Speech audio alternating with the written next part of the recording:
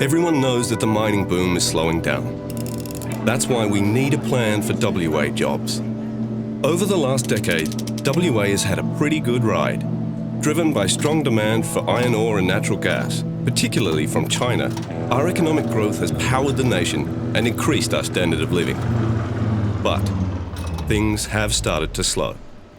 Over the last 3 years, the value of resources projects under construction or consideration has fallen by 10%. While there is more being built now, there is much less in the pipeline than there was 3 years ago. In fact, the value of projects under consideration has fallen by more than 40% in just 3 years. Despite there being more projects under construction right now, the number of people employed in mining is actually falling, and WA's unemployment rate is starting to creep up.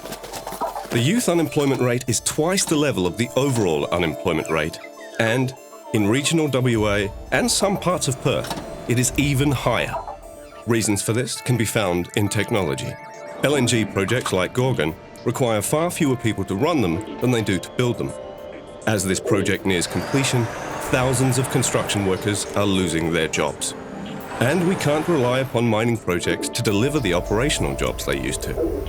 Our big miners are now using driverless trains on their iron ore operations, and they are looking at driverless trucks.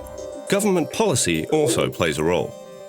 Over the last few years, the state government has allowed Gorgon and other big projects to get their plant and equipment manufactured overseas before being shipped here and assembled. This has seen workshops around WA close their doors when they should have been booming.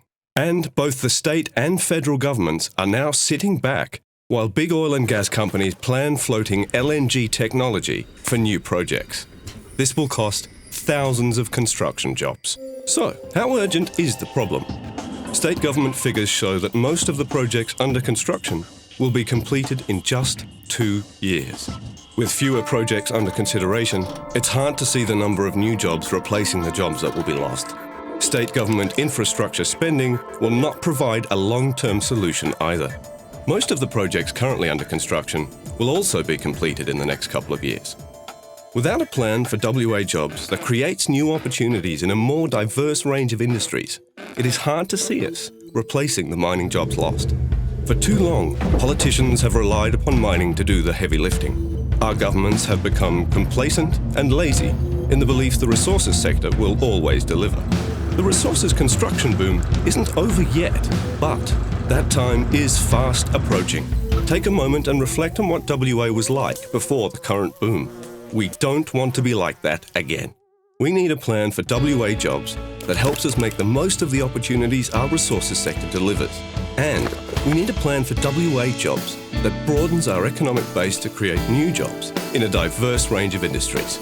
Find out more at wajobs.org.au.